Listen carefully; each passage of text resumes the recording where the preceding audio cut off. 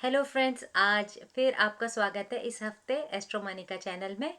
आज हम बात करेंगे थर्ड हाउस के बारे में। एस्ट्रोलॉजी का थर्ड हाउस बहुत ही इम्पॉर्टेंट है सभी के लिए, क्योंकि ये डायरेक्टली एस्पेक्ट करता है नाइन्थ हाउस को, house of luck, Fortune, religion, भाग्य स्थान को।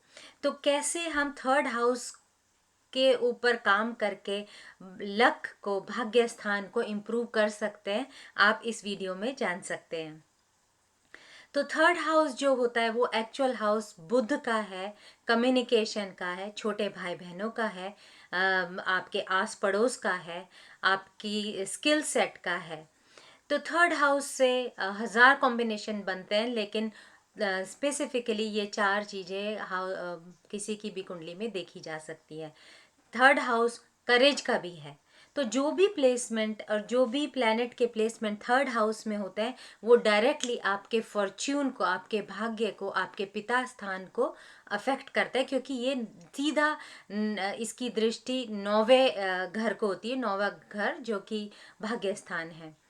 अब अगर किसी की कुंडली में थर्ड हाउस में मुश्किल ग्रह बैठ जाए, राहु, केतु, शनि, मार्स, तो ये बहुत ही दिक्कतों से मेहनत करके भाग्य को खोलते हैं, या बहुत ही मुश्किलों और मुद्दतों के बाद चीज़ें हासिल होती है। जबकि इस थर्ड हाउस में जुपिटर, मून, वीनस जैसे शुभ ग्रह अगर बैठते हैं, तो बहुत ही आसानी से, सरल तरीके से जीवन में उस ग्रह से रिलेटेड या भाग्य से रिलेटेड चीज़ें आसानी से मिल जाती है।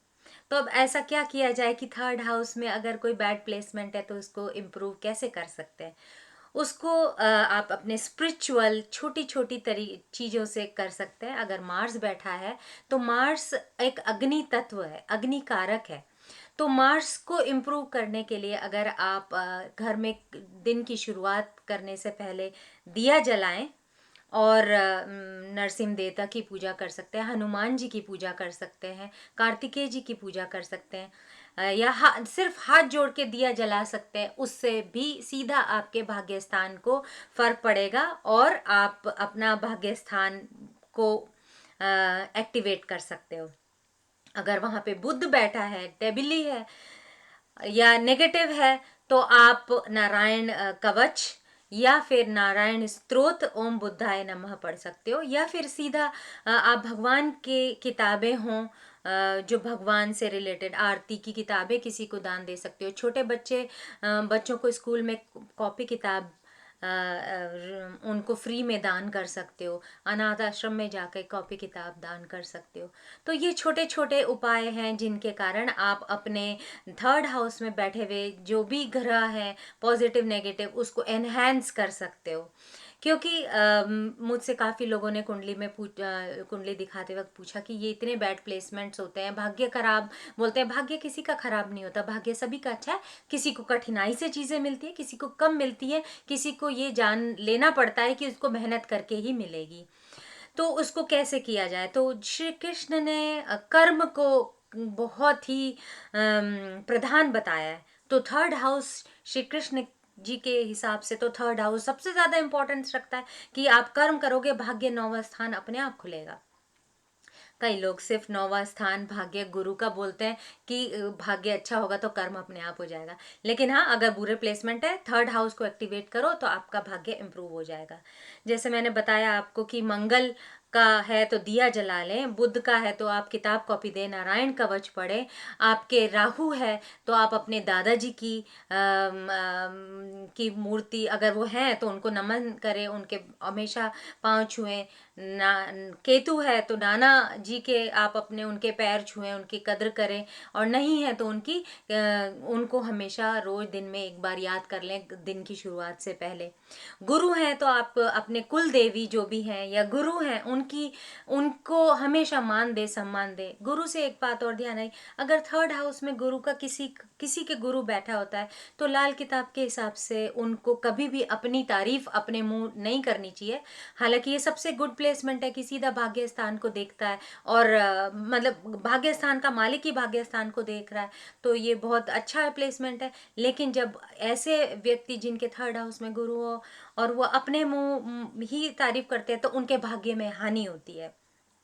ऐसी चीज़ें लिखी हैं। इसका एक्सपेरिमेंट मैंने नहीं किया, लेकिन हाँ मैंने ये शास्त्रों में और ऋषि पराशर और वेरियस अदर एस्ट्रोलॉजिकल बुक्स में पढ़ा है कि थर्ड हाउस के गुरु को, उन लोगों को बहुत ही अपनी वाणी में मधुरता, और क्योंकि कम्युनिकेशन का स्थान भी है थर्ड हाउस, तो मधुरता, एक सौम्यता और एक गुरु, एक गाइड की तरीके से उनकी वाणी होनी चाहिए। इसी तरीके से वीनस है तो आप दही खा करके अपने दिन की शुरुआत कर सकते हैं। सैटर्न है तो आप दशरथ कृत पढ़ सकते हैं, शनिश्चराय कर सकते हैं, या फिर आपके घर में कोई भी काम वाली है या वर्कर है, ऑफिस में हो तो ऑफिस में कोई वर्कर है, आप उनको उनसे अच्छे से ट्रीट करें, उनको उनकी ज़रूरतों का उनके बारे में पूछें, उनको मान दे, सम्मान दे, तो आप शनि का प्लेसमेंट इम्प्रूव हो जाएगा। एक और सबसे इम्पोर्टेंट बात है कि थर्ड हाउस और सिक्स और एट्थ हाउस, जो भी घर, ये तीन घर ऐसे हैं जो समय के साथ इम्प्रूव होते हैं। तो यहाँ पे अगर कोई बैड प्लैनेट्स हैं और उन पे काम किया जाए तो समय के साथ वो 100% इम्प्रूव होंगे। तो ऐसा नहीं है कि जो सब लोग कहते हैं कि ये प्लेसमेंट ऐसा आ गया तो अब हमारा भाग्य ही खराब है। नहीं, भाग्य किसी का खराब नहीं है। आप शास्त्रों में कहा है कंटिन्यूस मेहनत से ऊपर कुछ भी नहीं है, कर्म से बड़ा कोई, कर्म ही सबसे बड़ा प्रधान है। तो आप थर्ड हाउस से एक्टिवेट करके अपने लक को इम्प्रूव कर सकते हैं। और अगर आपको कोई क्वेश्चन है तो मुझे आप एस्ट्रोमनिका में क्वेश्चंस डाल सकते हैं, contact@astromanika.com, और आपके उसके हिसाब जैसा जैसा मुझे सुविधा मिलेगी रैंडमली मैं क्वेश्चन उठा के आंसर कर दूंगी। लेकिन अब मैं यही चाहती हूँ कि सब बहुत मेहनत करें, आगे बढ़े, अगर किसी कोई भी नेगेटिव थॉट में ना रहे, क्योंकि सब चीज़ पॉसिबल है। कुंडली में, जहाँ पूरे संसार में कोई भी ऐसी चीज़ नहीं है जो नामुमकिन है।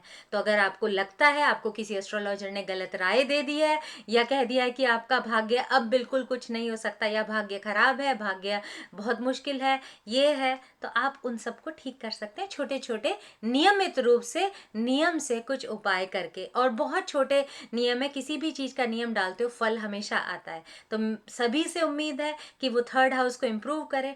It's a house of hard work. Your younger sibling, your neighbors, your communication, your writing skills.